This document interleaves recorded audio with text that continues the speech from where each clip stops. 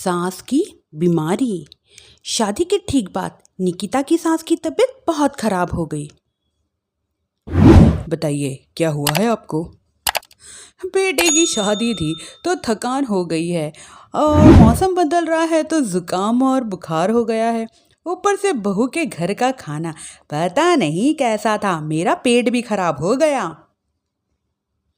खाना तो बहुत बढ़िया था डॉक्टर साहब, सारे रिश्तेदार तारीफ कर रहे थे। युग की मम्मी इतनी कमज़ोर है कि जरा से में बीमार पड़ जाती है। डॉक्टर साहब, आप सारी जांच करके देखिए, मुझे ऐसी क्या बीमारी है कि मेरी तबीयत ठीक ही नहीं रहती। फिलहाल तो ज़्यादा कुछ नहीं है, पहले आपका ज़ुकाम बुखार और पेट का इलाज कर लेते हैं, फिर बाकी के टेस्ट करवा लेंगे। अभी आप ये दवाइयाँ ले आइए। पिताजी, मैं डॉक्टर साहब को छोड़कर आता हूँ और दवाइयाँ लेकर आता हूँ। माँ जी तो बीमार थी, इसलिए निकिता ने किचन संभाल लिया। माँ जी, अब आपकी तबीयत कैसी है? पहले से ठीक है। आप बैठिए, मैं खाना लगाती हूँ। तेरे बाबूजी और युग ने खाना खा लिया? युग तो टिफ़िन लेके ऑफिस गए हैं और बाबूजी ने खाना खा लिया। आप शुरू कीजिए। हे क्या खाने में इतना तेल, इतने मसाले! अरे अभी अभी तो तबीयत ठीक हुई है मेरी, तुम क्या वापस मुझे बीमार करना चाहती हो? नहीं नहीं माँ जी, ऐसा नहीं है। क्या हुआ? देखो ये बहू ने कैसा खाना बनाया है। खाना तो बहुत ही स्वादिष्ट था। अरे ये खाना खाऊंगी तो बीमार हो जाऊंगी ना। ओहो, बहू को अभी पता नहीं है ना तुम्हारे बारे में, युग समझा देगा उसे। देख बहू, अच्छे से समझ लेना कि इस घर में कैसा खाना बनता है। हाँ माँ जी, मैं समझ लूँगी, लेकिन अभी आप कुछ तो खा लो। ये खाना खा लूंगी तो कल का खाना खाने के लिए बचूंगी भी नहीं। सास की बातें सुनकर निकिता उदास हो गई। उसने युग के घर आते ही उसे माँ जी के खाने के बारे में पूछा। आज माँ जी ने मुझे खाने के लिए बहुत बुरा भला कहा। माँ को मसालेदार और तेल घी वाला खाना सूट नहीं करता, वो बीमार पड़ जाती है। ऐसी क्या बीमारी है माँ जी को? पता नहीं, आज तक कई डॉक्टर को दिखाया, कितने टेस्ट करवाए, लेकिन कोई बीमारी पकड़ में ही नहीं आई। निकिता को कुछ समझ में तो नहीं आया, लेकिन उसने अपने सास के हिसाब का खाना बनाना सीख लिया। माँ जी, आज तो खाना ठीक है ना? खाना तो ठीक है, पर ये रेडियो क्यों चला रखा है मुआ इतनी तेज आवाज में? माँ जी, वो मैं अकेले काम करते करते बोर हो रही थी ना, तो टाइम पास करने के लिए चला लिया। अरे तेरे इस टाइम पास के चक्कर में मेरा सर दर्द से फटने लगा है, तेज आवाज़ से मुझे माइग्रेन हो जाता है।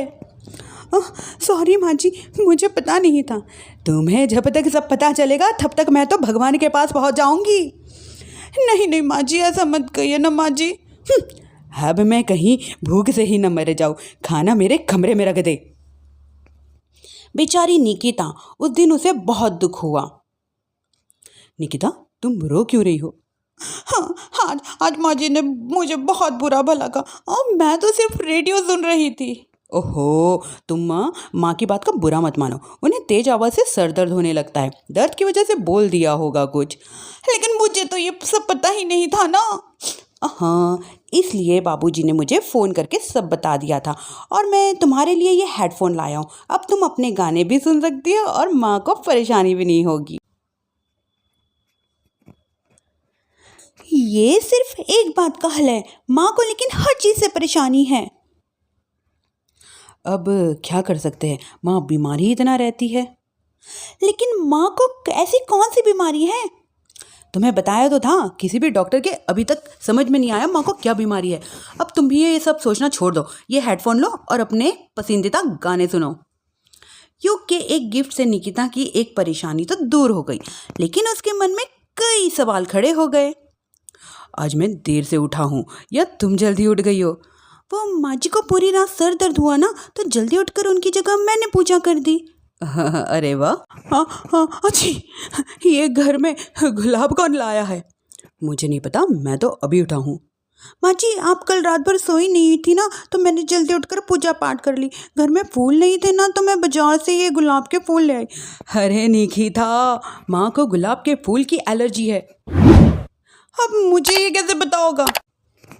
कि माँ को गुलाब के फूल की एलर्जी है। मुझे तो किसी ने कुछ बताया भी नहीं है। निकिता, एक बार मुझसे पूछ तो लेती तुम। मैंने क्या पूछना, आपने बताया क्यों नहीं? अच्छा, तुझे कुछ पता नहीं तो तू वही काम क्यों करती है जिससे मेरी तबीयत खराब हो जाए। युग के बाबूजी, ये बहू मेरी जान लेना चाहती है। माँ जी, मुझे ऐसा करके क्या मिलेगा? वो तो तुझे ही पता है, लेकिन कुछ तो है। युग की माँ, बस करो, बेचारी बहू को कुछ पता ही नहीं है, बस इसलिए उसे गलती हो जाती है। जाओ तुम अपने कमरे में। बहू, तुम युग की माँ का बुरा मत मानो, वो अपनी बीमारियों से इतनी परेशान है कि उल्टा सीधा बोल देती है। नहीं नहीं बाबूजी, मुझे बुरा नहीं लग रहा, मुझे चिंता हो रही है माँ जी की बीमारी की। ये बताइए कि माँ जी को ऐसी प्रॉब्लम कब से होने लगी है? हम शादी के 6-7 महीने बाद से। जी, तब घर का माहौल कैसा था?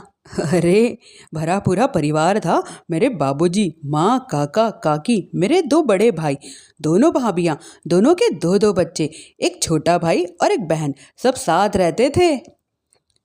इतना बड़ा परिवार?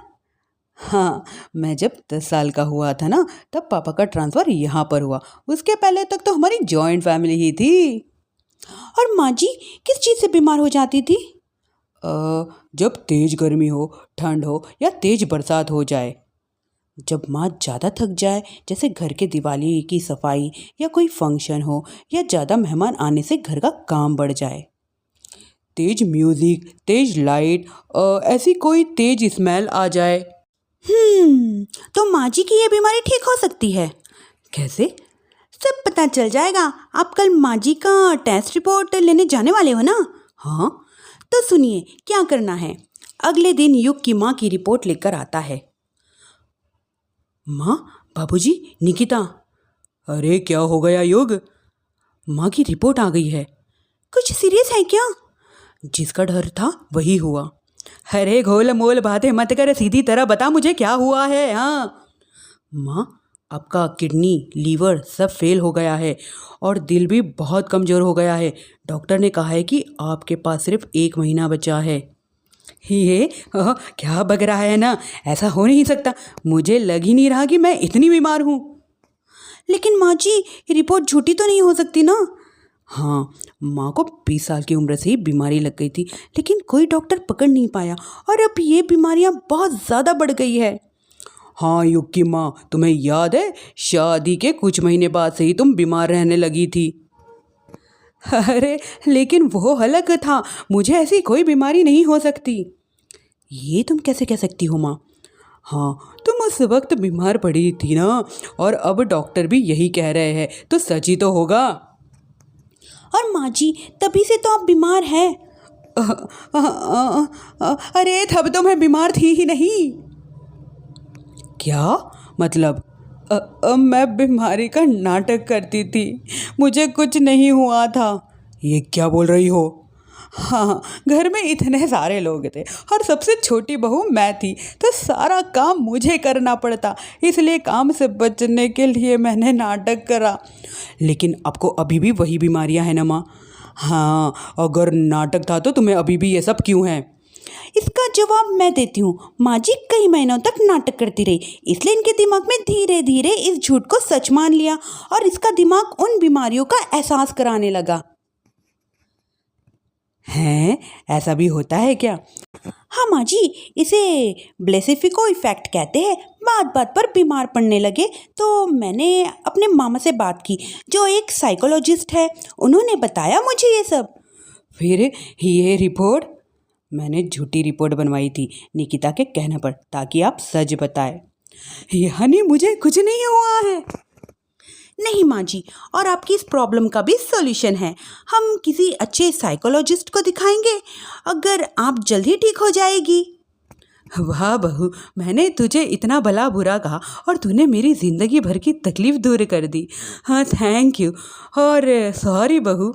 अरे मुझे भी तो सॉरी कहो, पूरी ज़िंदगी तुम्हारी सेवा की है, और वो भी झूठ मूठ की बीमारी के लिए। हाँ हाँ, आप भी माफ़ कर दो मुझे, बस सॉरी। तो इस तरह निकिता ने अपनी सास की बीमारी पकड़ ली और ठीक भी कर दी।